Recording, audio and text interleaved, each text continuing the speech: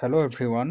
আজি আমি আলোচনা কৰিম IIT BHUৰ যোনটো ফাৰ্মাচিউটিকেল ইঞ্জিনিয়াৰিং ডিপাৰ্টমেণ্টৰ বিষয়ে। ফাৰ্মাচিউটিকেল ইঞ্জিনিয়াৰিং আপোনালোকে নৰ্মেলি আপোনালোকে কি বুলি গম পায়? বি ফাৰ্মা বুলি গম পায়, হয় নে নহয়? বি ফাৰ্ম, এম ফাৰ্ম বুলি গম পায়। সেইটোকে IIT BHUত আপোনালোকৰ BTech in pharmaceutical engineering and MTech in pharmaceutical engineering বুলি জনা যায়।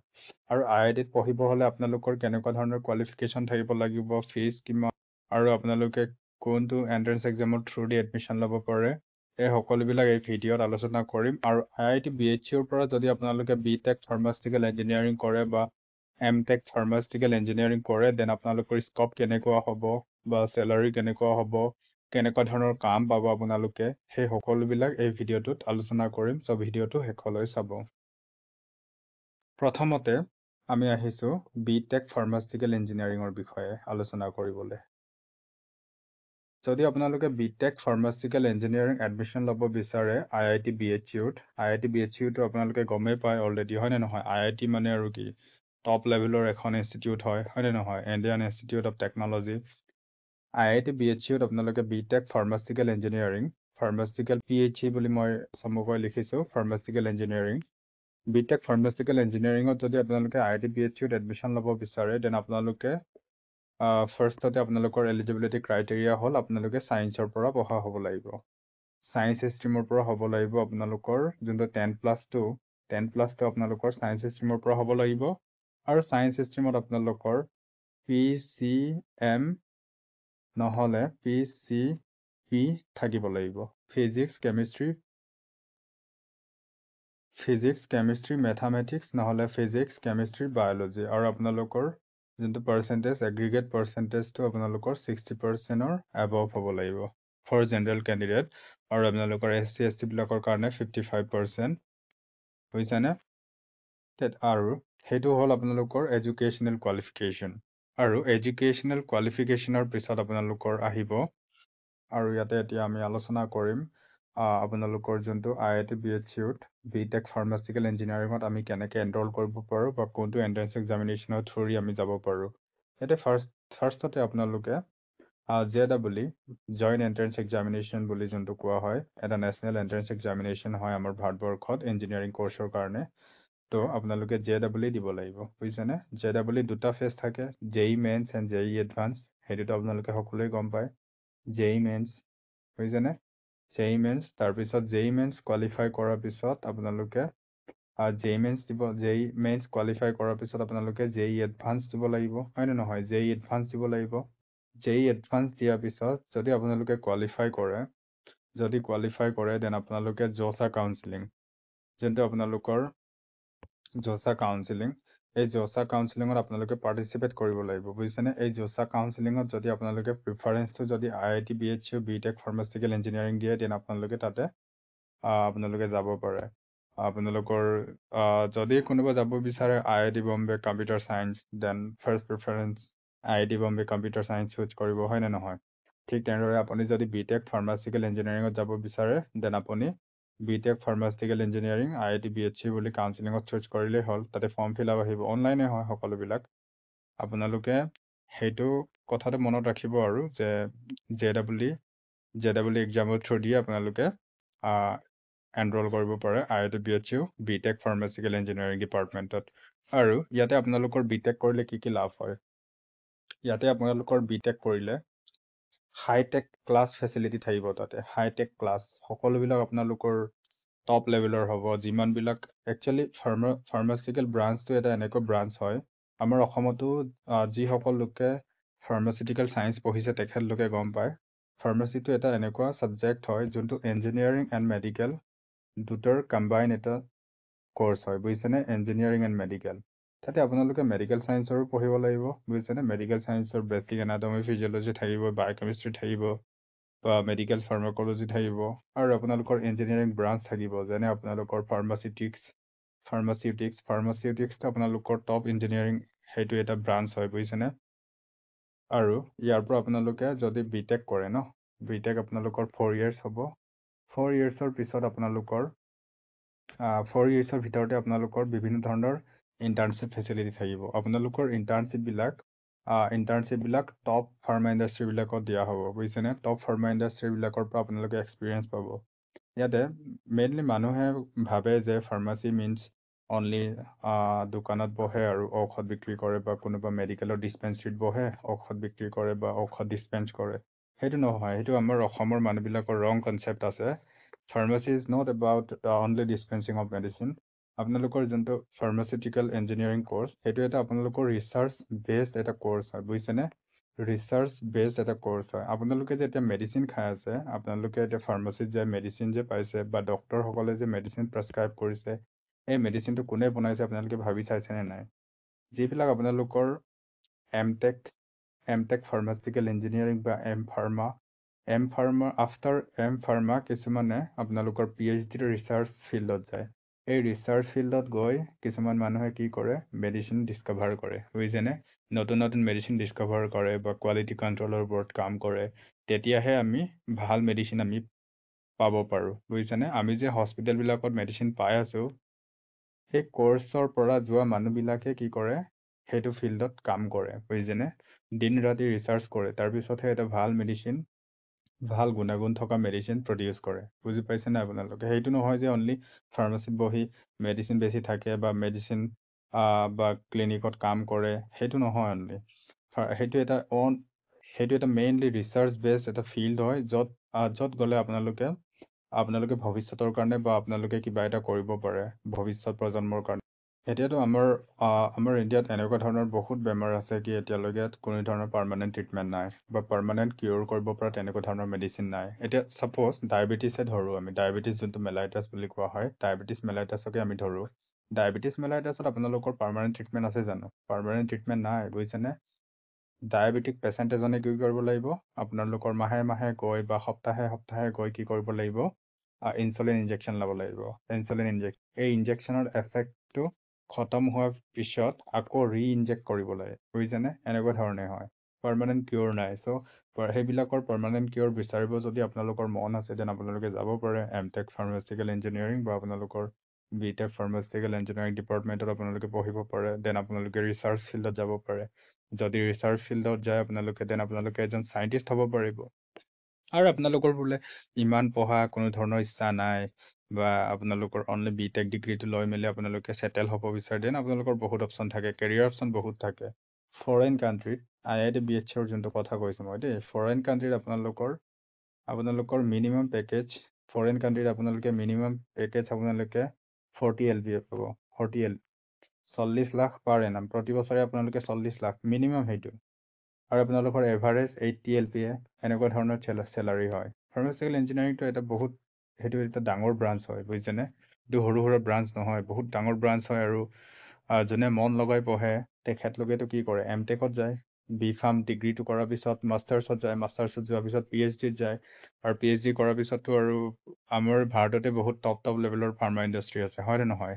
টপ ইণ্ডাষ্ট্ৰী আছে ফাৰ্মা ইণ্ডাষ্ট্ৰী। গতিকে এই ফাৰ্মা ইণ্ডাষ্ট্ৰীবিলাকত আপোনালোকে জব কৰিব পাৰে এজ এ কেমিষ্ট বা analytical chemist, quality control chemist, আপোনালোকৰ চিফ ইঞ্জিনিয়াৰ, এনেকৈ আপোনালোকে তাতে জব কৰিব পাৰে বুজিছেনে। আপোনালোকে মেইনলি যিবিলাক মেডিচিন খাই আছে ন, এই মেডিচিনবিলাক মেইনলি বনাই আপোনালোকৰ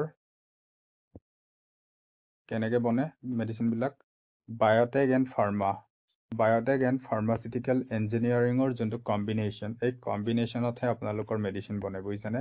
যিবিলাকে BTech বায়'টেকনলজি পঢ়ে, MTech বায়'টেকনলজি পঢ়ে, তেনেকৈ ৰিচাৰ্চত যায় ন, তেনেকৈ ফাৰ্মাচিউটিকেল ইঞ্জিনিয়াৰিং BTech পঢ়ে, MTech পঢ়ে, তেনেকৈ ৰিচাৰ্চত যায়। সেইবিলাকৰ কম্বিনেশ্যনতহে আপোনালোকে এটা ভাল গুণাগুণ থকা মেডিচিন খাব পাই আছে বুজিছেনে। এতিয়া বেমাৰ হ'লে সেইবিলাকৰহে কাম এইবিলাক। ডক্টৰটো বেলেগ বস্তু আপোনালোকৰ। আৰু B.Pharm কৰি আপোনালোকে বা BTech ফাৰ্মাচিউটিকেল ইঞ্জিনিয়াৰিং পঢ়ি ডক্টৰৰ লগত একো কম্পেয়াৰ নকৰিব। ডক্টৰটো এটা বেলেগ ফিল্ড, MBBSটো এটা বেলেগ ফিল্ড হয়নে নহয়। এটা ক্লিনিকেল ফিল্ড হয়, আৰু B.Pharm বা আপোনালোকৰ BTech ফাৰ্মাচিউটিকেল ইঞ্জিনিয়াৰিং এটা বেলেগ ফিল্ড হয়। চ' আপোনালোকে কম্পেয়াৰ কৰিব ট্ৰাই নকৰিব। কিন্তু আপোনালোকৰ ফাৰ্মাত এনেকুৱা এটা মানে ছিষ্টেম আছে কি আপোনালোকে মেডিকেলৰ সকলোবিলাক কথা আপোনালোকে গম পাই যায় মানে। কাৰণ ইয়াতে অলৰেডি সকলোবিলাক ছাবজেক্ট থাকে, মাইক্ৰ'বায়'লজিৰ পৰা ধৰি বায়'কেমিষ্ট্ৰি, ক্লিনিকেল পেথলজি, আৰু আপোনালোকৰ মেডিকেল ফাৰ্মাকলজি সকলোবিলাক থাকে। চ' আপোনালোকে মেডিকেলৰ কথাবিলাক গম পাই যায়, লগতে আপোনালোকে কি গম পায়, লগতে আপোনালোকে মেডিচিন এটা কেনেকৈ বনে বা কেনেকৈ প্ৰচেছ হয়, কেনেকৈ এজন পেচেণ্টে ৰিচিভ কৰে, সেই সকলোবিলাক তথ্যও মানে ফাৰ্মাচিকেল ইঞ্জিনিয়াৰিঙত পঢ়িবলৈ পোৱা যায়, বুজিছেনে? আৰু বায়'টেকনলজিটো সেই একেইখিনি বস্তু পঢ়িবলৈ পোৱা যায়। কিন্তু বায়'টেকটো অলপমান বেলেগ ফাৰ্মাচিকেল ইঞ্জিনিয়াৰিঙতকৈ, বুজিছেনে? ফাৰ্মাচিকেল ইঞ্জিনিয়াৰিঙত আপোনালোকৰ মেইন ফ'কাছটো হয়, যিবিলাকেতো IIT BHCৰ পৰা পঢ়ে, তেখেতলোকৰতো মেইন ফ'কাছটো হয় ৰিচাৰ্চ ফিল্ডত যোৱাটো, বুজিছেনে? আমাৰ অসমতো কি কৰে? আমাৰ অসমতো ডি ফাৰ্ম বি ফাৰ্ম পঢ়িব, হয়নে নহয়? মই অসমৰ কথা কৈছোঁ দেই, বেলেগ ইনষ্টিটিউট বা বেলেগ কলেজৰ কথা মই ক'ব যোৱা নাই, বেলেগ ষ্টেটৰ কথা মই ক'ব যোৱা নাই, কোনটো ষ্টেটত বিটছ পিলানি সেইবিলাকৰ কথা মই ক'ব যোৱা নাই, আপোনালোকৰ অসমৰ কথা ক'ব গৈছোঁ। অসমত কি হয়, আপোনালোকৰ যিবিলাকে বি ফাৰ্ম পঢ়ে, তেখেতলোকৰ মেইন মটিভেশ্যনটো হ'ল তেখেতলোকে ড্ৰাগ লাইচেঞ্চ পায়, হয়নে নহয়? ড্ৰাগ লাইচেঞ্চ পায়, আৰু ড্ৰাগ লাইচেঞ্চ পাই মেলি তেখেতলোকে কি কৰে? তেখেতলোকে হয়তো নিজে ফাৰ্মাচী খুলিব, নহ'লে আপোনালোকৰ ফাৰ্মাচী লাইচেঞ্চটো বেলেগক ভাড়াত দি 15-20 হাজাৰ টকা পাই থাকিব। সেইটো মাইণ্ডছেট লৈ আপোনালোকে ফাৰ্মাচী পঢ়ে। আমাৰ অসমত যিমান মানুহ আছে সেইটো মাইণ্ডছেটতে ফাৰ্মাচী পঢ়িব যায়। এনেকুৱা কোনো এজন মানুহ নাই যে অসমৰ পৰা যে কোনোবা ৰিচাৰ্চ ফিল্ডত যাব বা ডাঙৰ এটা কাম কৰিব, তেনেকুৱা ধৰণৰ নাই। গতিকে IITত যদি আপোনালোকে যায়, দেন IITত আপোনালোকে সেইটো এনভাইৰনমেণ্ট পাব, বুজিছেনে? আৰু আমাৰ অসমতো কলেজ আছে, টপ কলেজ আছে, হয় নে নহয়? ফাৰ্মাচিউটিকেল ইঞ্জিনিয়াৰিঙৰ কাৰণে, বি ফাৰ্মাৰ কাৰণে আপোনালোকৰ আছাম ইউনিভাৰ্চিটি, চেণ্ট্ৰেল ইউনিভাৰ্চিটি হয়, টপ ইউনিভাৰ্চিটি, হয় নে নহয়? আছাম ইউনিভাৰ্চিটি, লগতে আপোনালোকৰ AMCH, Assam medical college and hospital Dibrugarh, এইবিলাক কলেজত আপোনালোকে বি ফাৰ্ম পঢ়িব পাৰে। কিন্তু সেইটো IIT লেভেলত মানে আপোনালোকক প্ৰিপেয়াৰ নকৰে, বুজিছেনে? IITত আপোনালোকৰ যিমানবিলাক ৰিচৰ্চেছ আছে, সেইটো লেভেলত মানে আমাৰ ৰিচৰ্চেছবিলাক নাই। IITত যেনেধৰণৰ মেচিনাৰী ইকুইপমেণ্টবিলাক আছে, তেনেধৰণৰ ইকুইপমেণ্টবিলাক আপোনালোকৰ AMCHত বা আপোনালোকৰ আছাম ইউনিভাৰ্চিটিত নাই, উপলব্ধ নাই। মানে থাকিলেও মানে সেইবিলাক বহুত পুৰণা হৈ গ'ল, আৰু এতিয়া অনলি মানে চাই পেলাই ডায়েগ্ৰাম বনাবলৈ শিকায়, বুজিছেনে? ডায়েগ্ৰামটো বনাব শিকায়, চলাব নিশিকায়। কিছুমান চলে, কিছুমান মেচিন আপোনালোকৰ চলে, যিবিলাক ফ্ৰাইবিলিটি টেষ্ট সেইবিলাকতো কৰিব পাৰে, সেইবিলাক আছে বৰ্তমানো, চলিত অৱস্থাতে আছে, বুজিছেনে? কিন্তু সকলোবিলাক মানে টপ লেভেলৰ মেচিনাৰীবিলাক সেইবিলাক নাই। আপোনালোকে যদি IITত যায়, দেন আপোনালোকে IITত সেইটো বস্তুটো এক্সপিৰিয়েঞ্চ কৰিব পাৰিব। চ' স্ক'পটো বহুত ডাঙৰ, স্ক'পটো বহুত আছে দেই। যদি আপোনালোকে BTech বা বি ফাৰ্ম কৰি আপোনালোকে ফাৰ্মাচিউটিকেল ইঞ্জিনিয়াৰিং ছেক্টৰত বা আপোনালোকে ৰিচাৰ্চ ফিল্ডত যাব নিবিচাৰে, দেন আপোনালোকৰ বাবে এটা টপ গভমেণ্ট জব আছে। এই টপ গভমেণ্ট জবটো হ'ল আপোনালোকৰ যোনটো UPSCৰ দ্বাৰা কণ্ডাক্ট কৰা হয়। UPSC DI বুলি কোৱা হয়, DI and DCO বুলি কোৱা হয়, বুজিছেনে? DCO, UPSC DI মানে হ'ল আপোনালোকৰ ড্ৰাগ ইনস্পেক্টৰ, গেজেটেড লেভেলৰ পষ্ট হয়, গেজেটেড পষ্ট আপোনালোকৰ গেজেটেড পষ্ট হয়, টপ এটা জব। টোটেলি এখন ডিষ্ট্ৰিক্টত টোটেলি ড্ৰাগ ইনস্পেক্টৰৰ মেন পাৱাৰ থাকে, বুজিছেনে? মেডিচিনৰ ফিল্ডত ড্ৰাগ ইনস্পেক্টৰৰ মেইন পাৱাৰ থাকে। ডক্টৰ হিচাপে নিজৰ কাম কৰে, ড্ৰাগ ইনস্পেক্টৰ হিচাপে নিজৰ কাম কৰে, বুজিছেনে? ডক্টৰবিলাকে আপোনালোকৰ কি কৰে? মেডিচিন প্ৰেছক্ৰাইব কৰে, পেচেণ্ট চাই, পেচেণ্টৰ লগত কথা পাতে, হয় নে নহয়? কিন্তু ড্ৰাগ ইনস্পেক্টৰ সেইটো নহয়। ড্ৰাগ ইনস্পেক্টৰৰ মেইন এইমটো হ'ল কোৱালিটি অফ মেডিচিন কোৱালিটি কেনেকুৱা হৈছে, বা আপোনালোকৰ ডিষ্ট্ৰিক্টতো চিভিল হস্পিটেল আছে, এই চিভিল হস্পিটেলবিলাকত কেনেকুৱা ধৰণৰ কোৱালিটিৰ মেডিচিন দিছে, সেইটো কোনে ইনস্পেক্ট কৰিব? সেইটো ইনস্পেক্ট কৰিব ড্ৰাগ ইনস্পেক্টৰ। যদি আপোনালোকে এটা কথা ভাবক, যদি আপোনালোকে ভাল মেডিচিন নাখায়, দেন আপোনালোকৰ বেমাৰ ঠিক হ'ব জানো? মেডিচিন নহ'লে আপোনালোকৰ ট্ৰিটমেণ্ট হ'ব জানো? মেডিচিন নহ'লে আপোনালোকৰ ট্ৰিটমেণ্ট নহয়। গতিকে মেডিচিন আপোনালোকৰ টপ কোৱালিটিৰ হ'ব লাগিব, হয় নে নহয়? সেইটো কোৱালিটি কোনে ইনস্পেক্ট কৰে? সেইটো কোৱালিটিটো ইনস্পেক্ট কৰে আপোনালোকৰ ডিষ্ট্ৰিক্টত ড্ৰাগ ইনস্পেক্টৰ। ছাপ'জ ধৰিলোঁ কোনো এটা প্ৰাইভেট মেডিকেলত বোলে ভাল কোৱালিটিৰ মেডিচিন প্ৰভাইড নকৰে, কিন্তু টকাটো বোলে ব্ৰেণ্ডেড মেডিচিনৰ লয়, কিন্তু খুৱাই আছে বোলে জেনেৰিক মেডিচিন।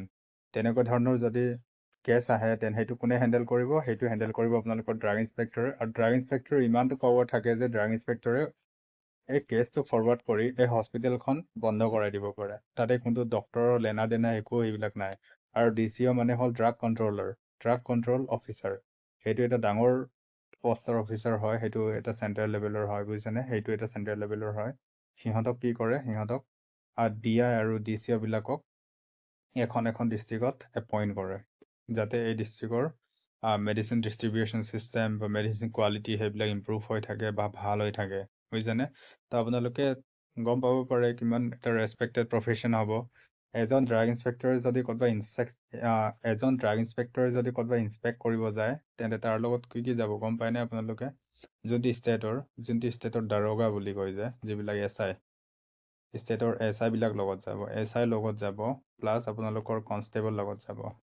এই সকলোবিলাক লগত যাব ড্ৰাগ ইনস্পেক্টৰৰ লগত, আৰু ড্ৰাগ ইনস্পেক্টৰে যি ক'ব সেইটো শুনিব লাগিব তেখেতলোকে, বুজিছে নাই? ইমান পাৱাৰফুল জব হয়। চ' আপোনালোকে সেইটো ট্ৰাই কৰিব পাৰে। আৰু বোলে আপোনালোকৰ UPSC লেভেলৰ এক্সাম দিয়া কোনো ধৰণৰ ইচ্ছা নাই বোলে। UPSC লেভেলৰ এক্সাম দিয়াটো বহুত টান হয়। UPSC ড্ৰাগ ইনস্পেক্টৰ হোৱাটো ইমান ইজি নহয়। প্ৰিলিমছ, মেইনছ এণ্ড ভাইভা সেইবিলাকতো সকলোৰ বাবে মানে পচিবল নহয়। ইমান প্ৰিপাৰেশ্যন কৰিব নিবিচাৰে, বুজিছেনে? গতিকে তেখেতলোকৰ বাবে আৰু অপশ্যন থাকে, যেনে আপোনালোকৰ ৰেলৱে, RRB আৰু আপোনালোকৰ এইমছ সেইবিলাকতো আপোনালোকে টপ লেভেলৰ গভৰ্ণমেণ্ট জব কৰিব পাৰে, বুজিছেনে? এইমছত প্ৰতি বছৰে আপোনালোকৰ B.Pharm বা B.Tech ফাৰ্মাচিকেল ইঞ্জিনিয়াৰিং গ্ৰেজুৱেট বা আপোনালোকৰ ডিপ্ল'মা ইন ফাৰ্মাচী বা M.Pharmৰ কাৰণে আপোনালোকৰ পোষ্ট আহে, বুজিছেনে? কি পোষ্ট আহে? আপোনালোকৰ কেমিকেল এক্সামিনাৰ। কি পোষ্ট আহে আপোনালোকৰ? কেমিকেল এক্সামিনাৰ কাম কেমিকেল এনালিষ্ট আৰু ফাৰ্মাচিষ্ট, তেনেকুৱা ধৰণৰ পোষ্ট আহে আপোনালোকৰ। ষ্টাৰ্টিং পে লেভেল আপোনালোকৰ 6 হ'ব। পে লেভেল 6ত ষ্টাৰ্টিং হ'লে আপোনালোকৰ চেলাৰী এপ্ৰক্স কিমান হ'ব লাগে? 60 to 70,000 এৰাউণ্ড আপোনালোকৰ ইন হেণ্ড ষ্টাৰ্টিং চেলাৰী হ'ব। 60 to 70,000। ভাবি চাওক কিমান এটা ভাল জব। আৰু যদি আপোনালোকে RRB ৰেলৱেত যদি আপোনালোকে এজ এ ফাৰ্মাচিষ্ট জইন কৰে বা ফাৰ্ষ্ট এণ্ট্ৰি গ্ৰেড চেলাৰী আপোনালোকৰ হ'ব। এণ্ট্ৰি গ্ৰেড চেলাৰী যোনটো ফাৰ্ষ্ট জইন কৰি আপোনালোকে চেলাৰী লাভ কৰিব আপোনালোকে এপ্ৰক্স 64,000, বুজিছেনে? 64,000। দেন আপোনালোকে প্ৰমোট হ'ব as a assistant pharmacy officer. যদি আপোনালোকে প্ৰমোটেড হয় দেন আপোনালোকৰ চেলাৰী হ'ব 80 to 1 লাখ। 80,000 to 1 লাখ আপোনালোকৰ এছিষ্টেণ্ট ফাৰ্মাচীৰ চেলাৰী হয়, বুজিছেনে? 80,000 to 1 লাখ পাৰ মান্থ। আৰু যদি আপোনালোকে আৰু প্ৰমোটেড হয়, এছিষ্টেণ্ট ফাৰ্মাচী অফিচাৰৰ পৰা আপোনালোকে ফাৰ্মাচী অফিচাৰলৈকে প্ৰমোট হ'ব, বুজিছেনে? Pharmacy officer. এই ফাৰ্মাচী অফিচাৰ চেলাৰী কিমান জানে আপোনালোকে? 95,000 to 1,20,000। 1,20,000ৰ ভিতৰত হয়, বুজিছেনে? সেইবিলাক আপোনালোকৰ ষ্টাৰ্টিং আপোনালোকৰ চেলাৰী। আৰু যোনটো ফাৰ্মাচী অফিচাৰৰ পৰা আপোনালোকে প্ৰমোটেড হ'ব চিফ ফাৰ্মাচী অফিচাৰ। আৰু চিফ ফাৰ্মাচী অফিচাৰ বা চিফ ফাৰ্মাচিষ্ট বুলি কোৱা হয়। সেইবিলাকত আপোনালোকে কি কৰিব পাৰে? চিফ ফাৰ্মাচী অফিচাৰ যোনটো, এই পষ্টটোত আপোনালোকৰ চেলাৰী এপ্ৰক্স 2.5 লাখ পাৰ এনাম। ইমান টকা পায় আপোনালোকে কিন্তু সেইটো প্ৰমোশ্যন হোৱালৈকে আপোনালোকৰ বয়সো হৈ যাব।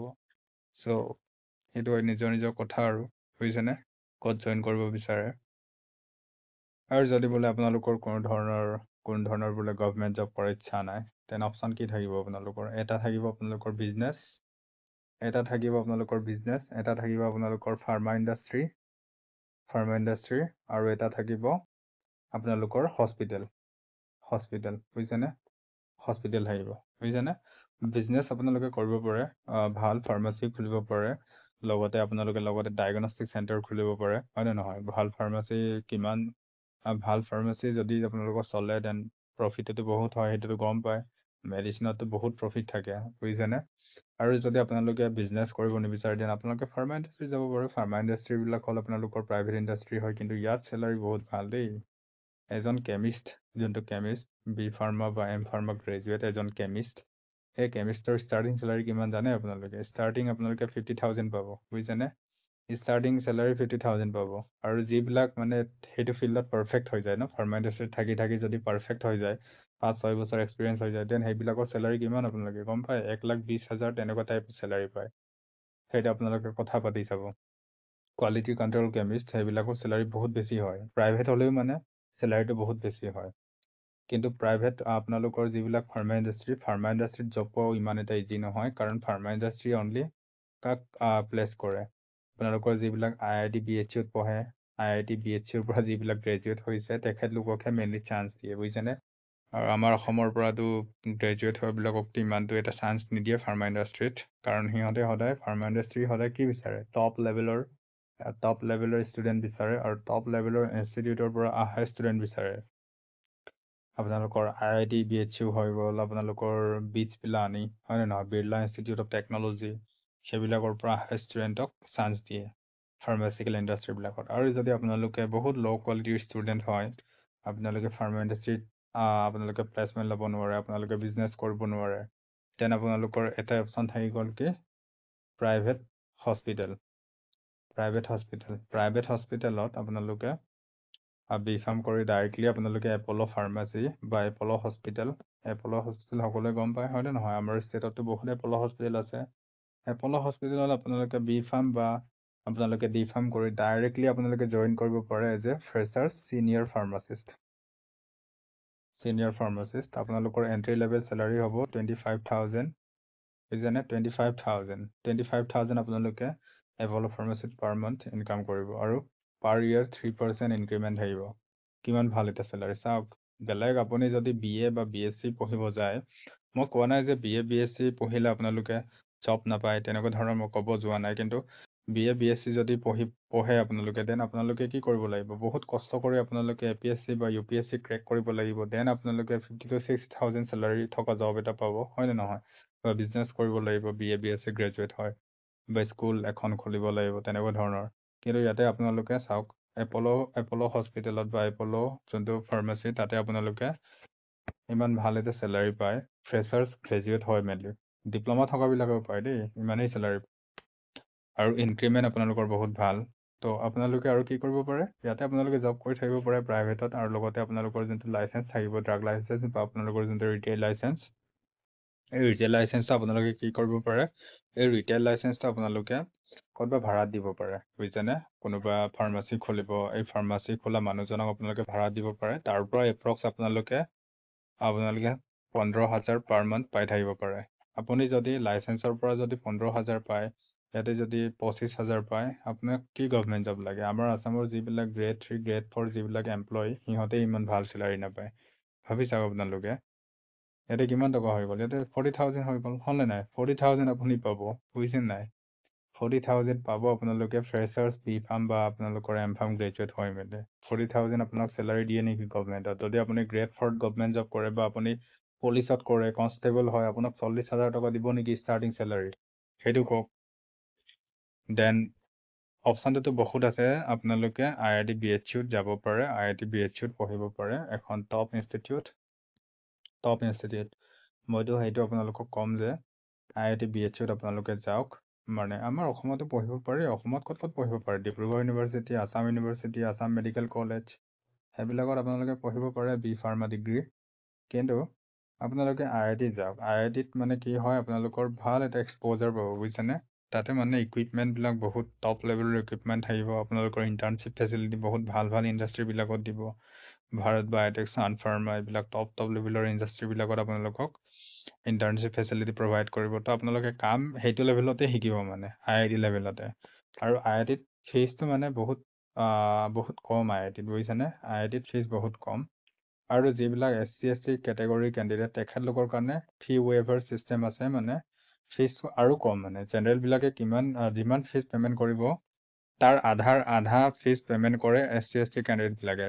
যদি আপুনি SC ST কেণ্ডিডেট হয়, যদি আপুনি 2025ৰ JEE মেইনছ কোৱালিফাই কৰিছে, যদি আপুনি 2025ৰ JEE এডভান্স কোৱালিফাই কৰিব, দেন আপুনি ইয়াতে যাব পাৰে, জছা কাউন্সিলিঙত পাৰ্টিচিপেট কৰিব পাৰে, BTech ফাৰ্মাচিকেল ইঞ্জিনিয়াৰিং ল'ব পাৰে, টপ ব্ৰাঞ্চ।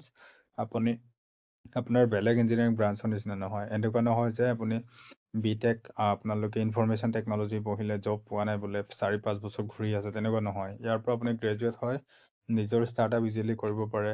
আৰু IIT লেভেলৰতো IIT লেভেলত যদি আপুনি পঢ়িব যায় ন, তাতে ষ্টাৰ্টআপটো আপোনালোককতো শিকাব দেই, বহুত ভালকৈ শিকাব, মানে সেইটো লেভেলত আপোনালোকে ফাৰ্মাচিকেল ইণ্ডাষ্ট্ৰীৰ কাৰণে আপোনালোকক প্ৰিপেৰেশ্যন কৰাব।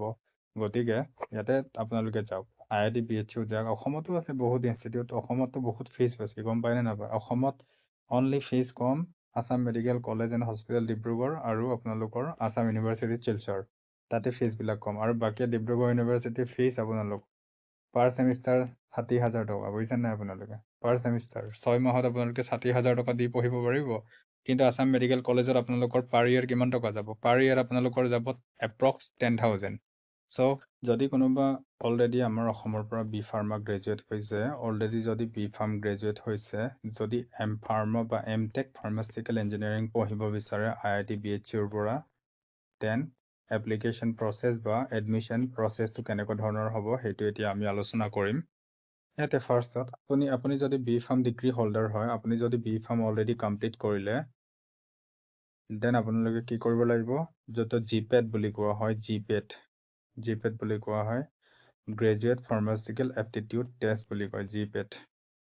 এই জিপেট এক্সামটো আপোনালোকে কোৱালিফাই কৰিব লাগিব। যদি জিপেট আপোনালোকে কোৱালিফাই কৰা নাই, দেন নাইপাৰো থাকে, নাইপাৰ বুলি এটা টপ এক্সাম থাকে ফাৰ্মাচী ষ্টুডেণ্টৰ কাৰণে, জিপেট এণ্ড নাইপাৰ যদি আপোনালোকে ভাল স্ক'ৰ কৰি আপোনালোকে কোৱালিফাই কৰে, দেন আপোনালোকে তাতে এমটেক কাউন্সেলিঙত বহিব পাৰে। এমটেক কাউন্সেলিঙত বহিব পাৰে আৰু তাতে আপোনালোকে 2 years এমটেক কৰিব পাৰে। আৰু তাতে এমটেক কৰিলে আপোনালোকৰ বহুত ভাল হয়, বুজিছেনে? বহুত মানে ফেচিলিটি তাতে এমটেক ষ্টুডেণ্টবিলাকৰ কাৰণে, স্কলাৰশ্বিপ ফেচিলিটি বহুত ভাল। আৰু লগতে ফৰেন প্লেচমেণ্ট হোৱাটো বহুত চান্স থাকে, আৰু জাৰ্মানী বা আপোনালোকৰ US সেইবিলাক কাণ্ট্ৰিত মানে প্লেচমেণ্ট হোৱাটো বহুত চান্স থাকে। চ' আপোনালোকে এমটেকটো তাৰ পৰা কৰক। যদি বি ফাৰ্ম অলৰেডি অসমৰ পৰা কমপ্লিট কৰিছে, তাতে আপোনালোকে ভালকৈ কৰিব পাৰিব এমটেক ইন ফাৰ্মাচিউটিকেল ইঞ্জিনিয়াৰিং। আৰু বোলে আপোনালোকে যদি বিটেক এমটেক দুটা বোলে আপোনালোকে IITৰ পৰাই কৰিব বিচাৰে, তাতে ডুৱেল ডিগ্ৰী এটা ছিষ্টেম আছে, ডুৱেল ডিগ্ৰী বিটেক এমটেক একেলগে আপোনালোকে কৰিব পাৰিব। যদি আপোনালোকে অনলি বিটেক কৰে 4 বছৰ লাগিব, অনলি এমটেক কৰে 2 বছৰ লাগিব, টোটেল কিমান হ'ল 6 years। যদি আপোনালোকে ডুৱেল ডিগ্ৰী কৰে, ডুৱেল ডিগ্ৰীত বিটেক এমটেক দুটা ইনক্লুড থাকে। যদি আপোনালোকে ডুৱেল ডিগ্ৰী কৰে, দেন আপোনালোকে কিমান ইয়াৰ্ছ হ'ব? ডুৱেল ডিগ্ৰী যদি কৰে আপোনালোকৰ এটা বছৰ বাচি যাব। 5 yearsত আপোনালোকৰ dual degree BTech plus MTech in pharmaceutical engineering complete হৈ যাব। আৰু যদি আপুনি বোলে বিটেক কৰিছে, বিটেক কৰিলে BTech in pharmaceutical engineering IIT BHUৰ পৰা বোলে আপুনি বিটেক কমপ্লিট কৰিলে, দেন আপোনালোকে কি কৰিব পাৰে, মাইনৰ আপোনালোকে এমটেক কৰি থ'ব পাৰে। Minor MTech in computer science, minor MTech in civil engineering, minor MTech in আপোনালোকৰ IT, minor MTech in electrical engineering. চাওক ফেচিলিটি চাওক, আপোনালোকে ক'ৰ পৰা ক'লৈকে যাব পাৰে। আপোনালোকৰ ফাৰ্মাচী নলেজো থাকিব, আপোনালোকৰ minor degree, minor MTech degree আপোনালোকৰ থাকিব, কম্পিউটাৰ চায়েন্স। চ' আপোনালোকৰ মানে কেৰিয়াৰটো ব্ৰাইট হ'ব যদি আপোনালোকে IITত যাব পাৰে। যদি আপোনালোকৰ ইচ্ছা আছে কি IITত যাম, IITত পঢ়িম, IIT BHUটো বহুত ভাল কেম্পাছ হয়নে নহয়? চ' আপোনালোকে ট্ৰাই কৰক, ভালকৈ পঢ়া শুনা কৰক। চ' সেইটোৱে আছিল আজিৰ ভিডিঅ'। আপোনালোকৰ কেনেকুৱা লাগিলে কমেণ্টত জনাব। আৰু যদি আপোনালোকে ফৰ্ম ফিল আপৰ ওপৰত বা আপোনালোকৰ কাউন্সেলিঙৰ ওপৰত ভিডিঅ' লাগে, তেনে আপোনালোকে কমেণ্ট কৰি জনাই দিব। ধন্যবাদ।